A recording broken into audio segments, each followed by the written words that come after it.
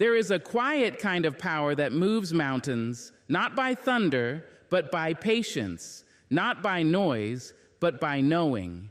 And once you learn to hold your peace and pour that energy back into yourself, the world cannot help but shift in your favor. There is a silence that stings, and then there is a silence that sings. The world often mistakes them for the same thing. But those who have walked through storms without needing to shout about the rain know better. They understand that silence, true silence, is not born from weakness, it is born from wisdom. We have been taught that to be silent is to be submissive, that those who speak least are often those who lack the courage to speak up, but that is a misunderstanding born of noise. The kind of silence I speak of is not the silence of fear. It is the silence of knowing, the quiet that lives in the soul of someone who no longer needs to prove, to please, or to perform. It is the deliberate stillness of a person who has learned to protect their peace. You see, anyone can make noise. It is not hard to raise your voice, to throw your energy into the air and demand that others recognize you. But power, real power, doesn't clamor. It does not need to declare itself. It doesn't scream to be seen. It simply is. And in that isness, there is strength that does not rely on reaction. There is a kind of dignity in silence that the loudest person in the room will never understand. To be silent is not to disappear. It is to reappear in yourself. It is to gather your energy where it matters. While others chase claps and compliments, you chase clarity. While others drown in noise, you wade into still waters and find that you are not lost. You are free. You are focused. You are in control. Some will question your silence. They will try to interpret it, define it, dismantle it. They will call you cold, arrogant, distant. But what they do not know is that you have chosen silence not because you are empty, but because you are full of reflection, full of awareness, full of a kind of self-respect that no longer wishes to be wasted on battles not worth fighting. And yes, there will be times when silence is misunderstood as passivity.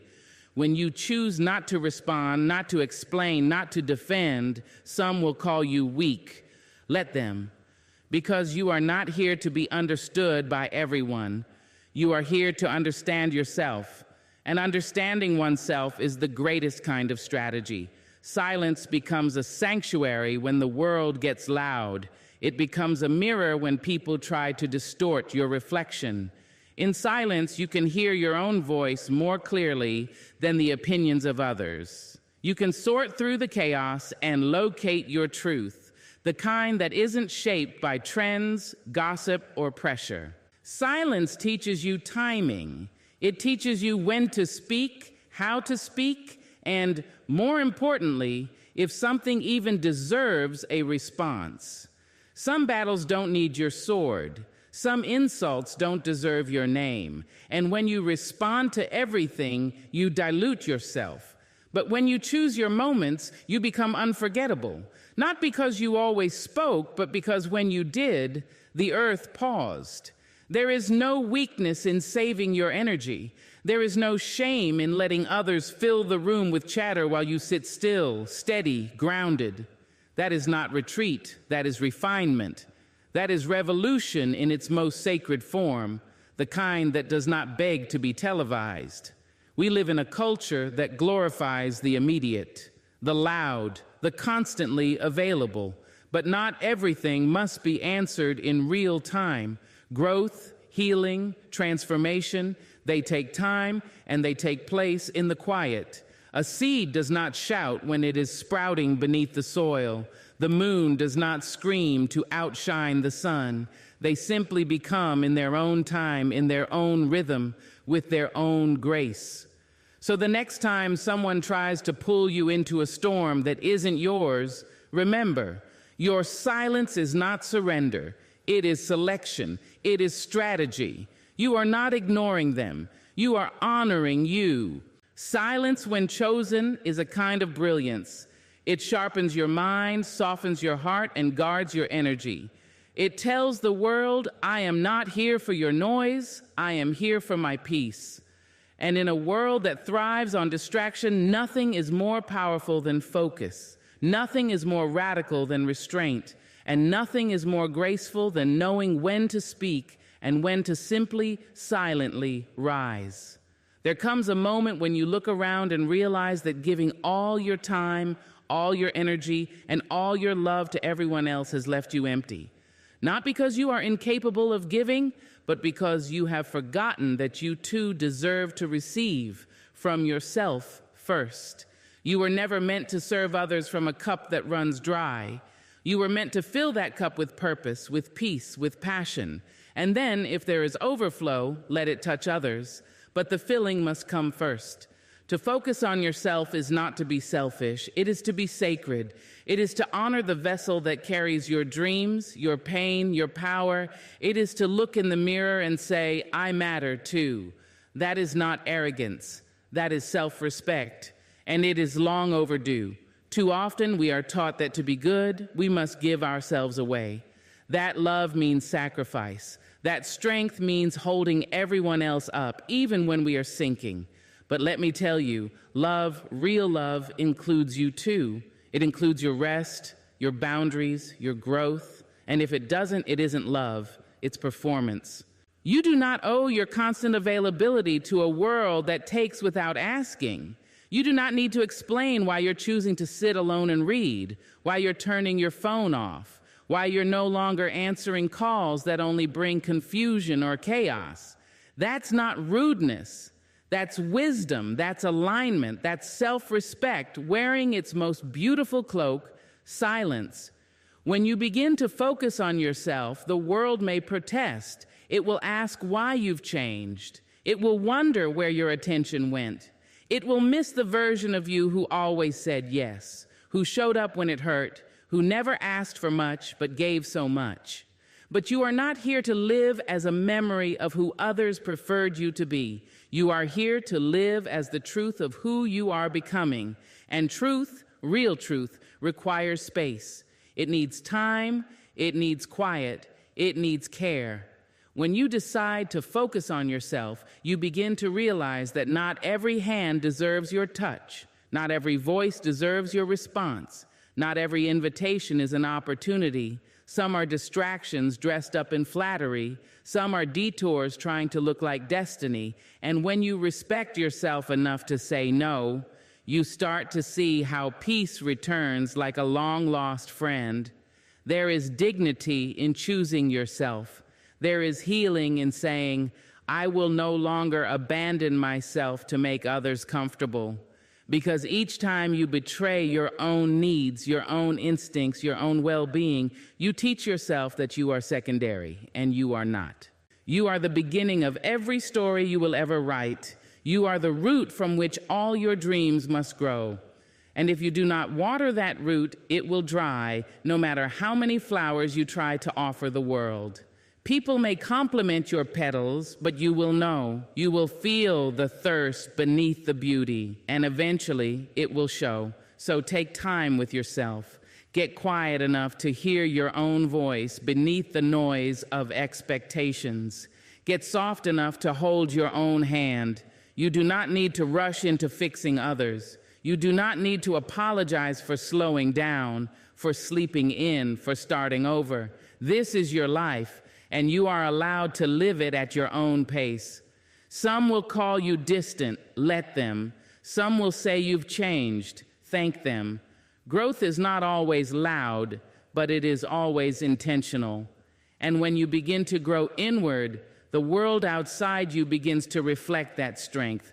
Your self-focus is not just an act of preservation, it is an act of revolution. In a world that wants you fragmented, distracted, and dependent on approval, choosing yourself is the loudest declaration of freedom you can make. You are saying, I am enough. I am worthy of my own love. I will no longer wait for someone else to see my light before I turn it on. Focus on yourself, not because others don't matter, but because you cannot pour clarity into someone else's cup while your own is full of confusion. You cannot give light while sitting in your own shadow. And when you do this, when you begin to treat yourself as someone worth showing up for, everything starts to shift. People respond to the energy you give yourself. The more you respect yourself, the less tolerance you'll have for disrespect. The more time you give yourself, the more time you'll have for things that truly matter. And in the end, you will discover that self-focus was never selfish. It was survival, it was salvation, it was sacred. Growth is a quiet thing.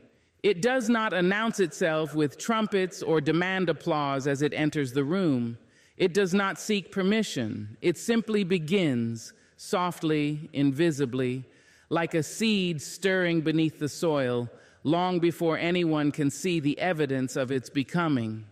We live in a world that celebrates the show, the performance, the grand reveal. But growth doesn't live there. It lives in the silence after heartbreak.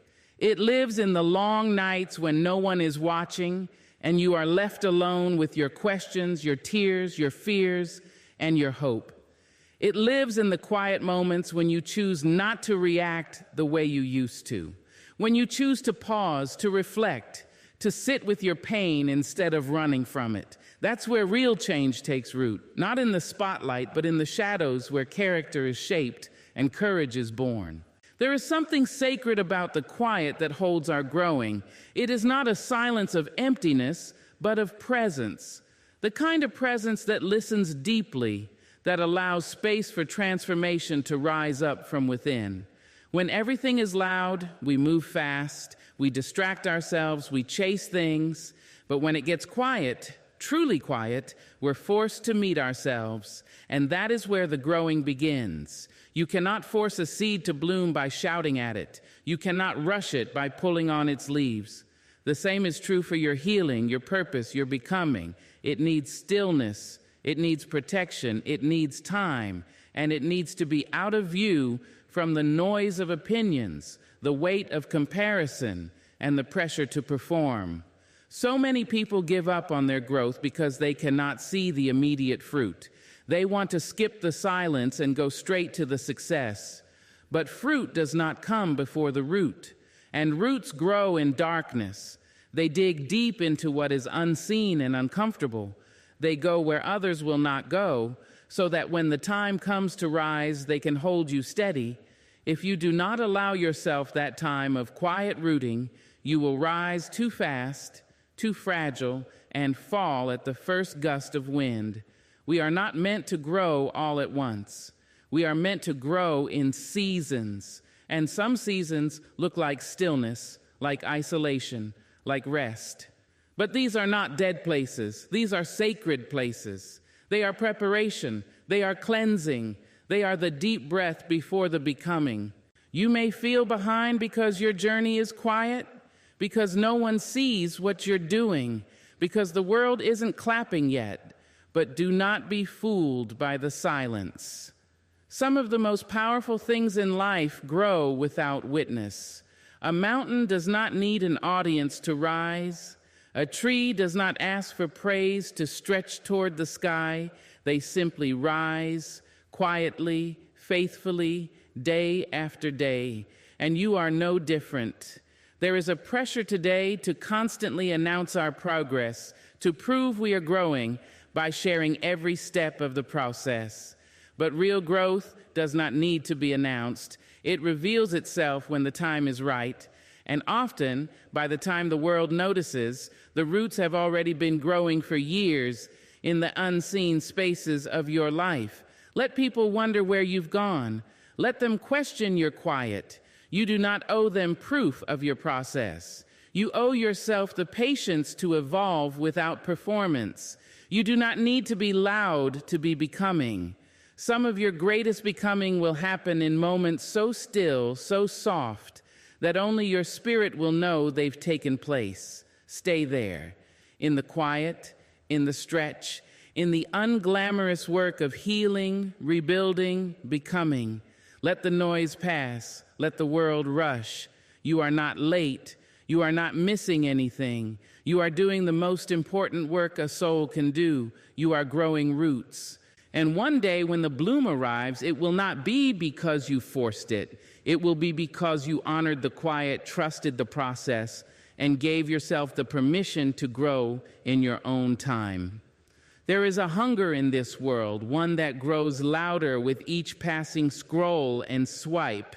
It is not the hunger of the body, but of the spirit, a need to be seen, to be validated, to be acknowledged in the eyes of others. And so many chase that feeling, not knowing it is a hunger that cannot be satisfied by the spotlight. Attention, like sugar, gives a rush, but leaves the soul starving. The desire to be noticed is not wrong. It is human. But when it becomes your sustenance, when it becomes your compass, you begin to lose yourself. You start crafting a version of you that's easier for others to digest. You dilute your truth to fit into frames and filters. You shrink or inflate to fit someone else's idea of who you should be. And in all that effort to be seen, you become invisible to yourself. Attention is a drug, and like any drug, it gives you a high that wears off quick. It feeds your insecurities while pretending to cure them. It builds a false sense of self, one that depends on likes, shares, applause. But the moment those stop, you begin to question your worth. You begin to ask, was I ever enough without the echo of the crowd? Sobriety from attention is not easy. It means withdrawing from the noise. It means sitting in the silence where your only mirror is the truth, not compliments, not comments, not the curated versions of life people present to the world. And in that silence, in that sobriety, you learn to face yourself. Not the self others applaud, not the self you dress up for attention, but the one who exists when the screens go dark and the room goes quiet. The hardest part about detaching from attention is the loneliness that follows, because for a while you may feel forgotten. The world doesn't reward quiet transformation. It rewards visibility. But visibility is not the same as value, and presence is not proven by presence online. Some of the most rooted, radiant people are the ones you never see because they've chosen a life of depth, not display. Sobriety teaches you that your worth is not a group project. It is not up for vote. It is not dependent on how many eyes are on you. You begin to realize that peace doesn't come from being recognized. It comes from being real. You find joy in the small, unseen victories. The day you kept a promise to yourself. The morning you woke up and didn't need a stranger's affirmation to feel whole. The night you chose sleep and solitude over one more post to remind the world you exist. In that space, you start to create differently. You begin to live not for applause, but from authenticity. You stop measuring the value of your words by their reaction and start valuing them by their alignment with your spirit. And when you speak, it carries weight, not because it's loud, but because it comes from a place that doesn't need permission. The world will tempt you back. It will offer you another taste, another chance to be seen, to be praised, but you will know. You will feel the shift in your body, the dissonance in your soul, because once you've tasted the truth of being enough without the noise, the crowd begins to feel like a cage. You will see people chasing attention and recognize the ache beneath their performance. You will hold compassion, not judgment, because you've been there. You've stood on that stage hoping the lights would warm you, only to find they leave shadows when they go out. You've known the silence that comes after the applause, and you've survived it. More than that, you've grown in it. And growth, real growth, doesn't crave the crowd. It craves connection, first with yourself, then with what is real, what is steady, what does not change when the followers fall or the trends shift. You will crave conversations that don't start with, look at me, but with, let me know you. You will crave a life that feels full without needing to be watched. The drug of attention tells you that more eyes mean more value. But the truth is, The most meaningful things you'll ever do may never be seen. And that's okay, because when you choose sobriety from attention, you don't lose your glow. You simply stop needing someone else to flip the switch. Boundaries do not always arrive with loud declarations. Sometimes they come softly, wrapped in silence. Sometimes the strongest thing you can say is nothing at all. Not out of spite, not from anger, but from clarity. When you no longer argue, no longer explain, no longer chase understanding from those committed to misunderstanding you, that is not giving up. That is drawing a line. That is choosing your peace over their permission. The silence where boundaries are built is not empty. It is deliberate. It's the kind of silence that comes when you've said it all before, when your voice has been stretched too thin, trying to hold up other people's comfort. It's the silence that says, "This time I choose me." Not in a way that denies love to others, but in a way that stops denying it to yourself. There comes a moment when you realize that every time you say yes out of guilt, every time you let someone cross a line out of habit, you are training yourself to live smaller than you were made to be. And it is in that quiet realization that something powerful begins to grow. Not resentment, but resolve. Not distance, but direction. You don't need to explain your boundaries to everyone. You don't owe your silence an apology. Sometimes the most respectful thing you can do for them and for yourself is to step back, to pause, to become unavailable to what drains you. And in that sacred withdrawal, you begin the work of rebuilding the walls that protect the garden of your spirit. People may not like your silence. They may feel entitled to your energy, your time, your attention, especially when they've gotten used to your constant yes. But your healing does not require their agreement. Your peace does not depend on their comfort. The silence that builds boundaries is not cruel, it is careful. It is the kind of careful that says, "I see what I need now, and I will no longer ignore it." In the quiet, you learn to separate what is yours to carry from what you were never meant to hold. You begin to sort through all the inherited obligations, the emotional debts, the roles you were given but never agreed to. And with each realization, a line is drawn, not a wall to keep love out, but a door to let self-respect in. The beauty of boundaries is not in what they push away, it's in what they allow to flourish. When you stop overextending, you start to restore.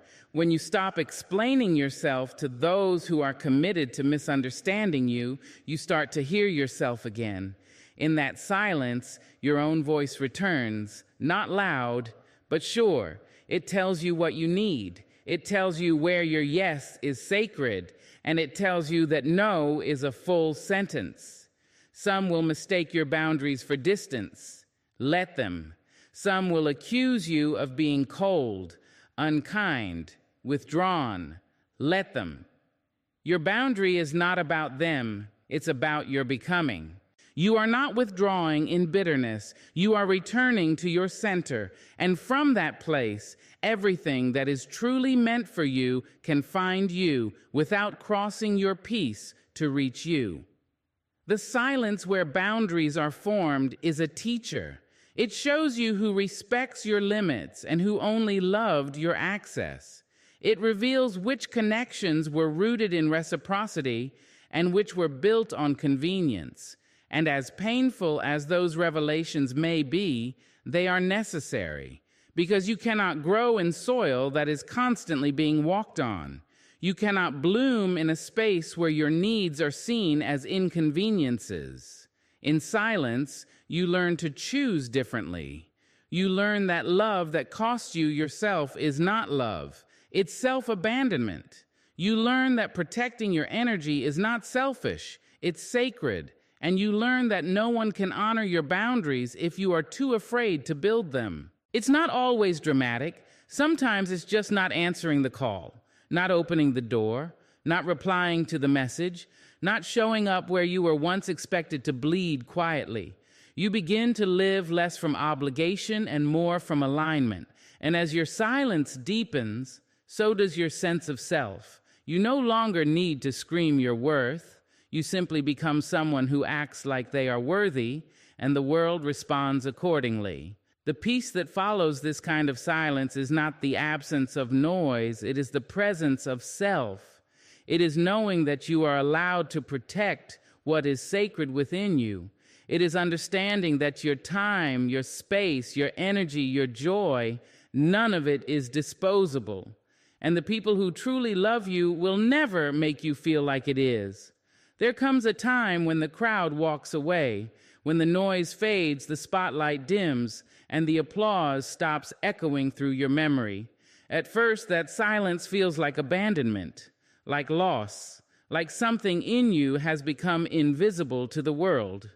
But over time, if you stay still long enough, if you resist the urge to beg the world to look again, something softer begins to happen. You begin to see yourself clearly, maybe for the first time, because transformation does not need an audience. It needs honesty. It needs space to break down the pieces of you that were shaped by approval, performance, or fear, and to uncover the parts that were always true, always sacred, just waiting beneath the surface. Real change doesn't come while you're trying to keep up appearances. It doesn't bloom under the pressure of perfection.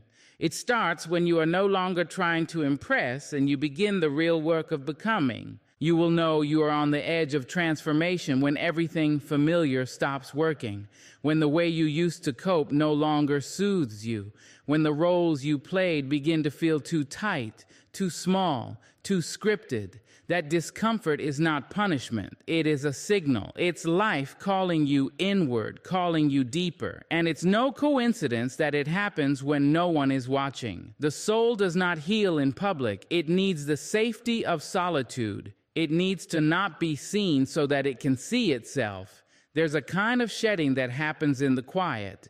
You start letting go of what you clung to for identity, the titles, the roles, the reactions you once depended on to feel valid. At first, it feels like loss, but then it starts to feel like freedom, because when you are no longer performing for the crowd, you realize you are free to be whole, not perfect, not polished, whole. It's easy to mistake attention for connection, but when the spotlight moves on, you are left to reckon with what's real. That is when the real work begins. You learn to speak kindly to yourself without needing someone else to affirm it. You learn to soothe your fears without posting them for sympathy. You learn to grow quietly without narrating your pain or turning your healing into a performance. The outside world may call this disappearance, but it is more like emergence. You are not vanishing. You are returning. You are reintroducing yourself to the parts of your spirit that were buried under noise, expectation, and fear. And in that reintroduction, you realize something beautiful. Your transformation was never meant to entertain. It was meant to liberate. The world teaches us to show up and shine. But what it doesn't teach us is how to sit in the shadows and rebuild. It doesn't celebrate the nights you cry yourself open. It doesn't reward the mornings you choose to forgive when no one knows the war you're fighting. But those are the sacred places, the unseen victories, the moments that shape who you are in ways no stage ever could. When no one is watching, you begin to ask different questions. Not how do I look, but how do I feel? Not will they like me, but do I even like myself? That shift changes everything. You stop chasing applause and start chasing peace. You stop striving for relevance and start searching for alignment. You begin to build a life that feels good on the inside, even if no one ever claps for it. And as you grow in that solitude, you begin to carry something different, an energy that cannot be faked, a presence that doesn't beg to be seen.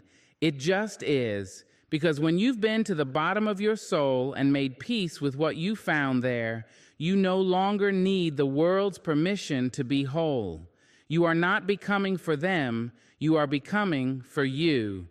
The irony is, once you no longer need to be seen, you are seen more clearly. Once you stop asking for validation, people begin to feel your groundedness. They sense your inner anchor. You don't speak louder, but your words carry more weight. You don't show off your healing, but it radiates through everything you do. And that's the quiet reward of true transformation. It shows even when you're not trying. Let the world forget you for a while. Let it turn its attention elsewhere. Use that space not to despair, but to deepen, to redefine, to rebuild, because the most powerful version of you won't need the world to look first. You'll arrive so full, so rooted, so real, that your presence will speak louder than any spotlight ever could. Let them wonder where you went. Let them whisper why you stopped explaining. Let them watch as you rise, not with noise, not with spectacle, but with a stillness so deep it commands the room. You do not need to be seen to be growing. You do not need to be loud to be heard. Focus on yourself. Stay silent. And then, just watch how life changes.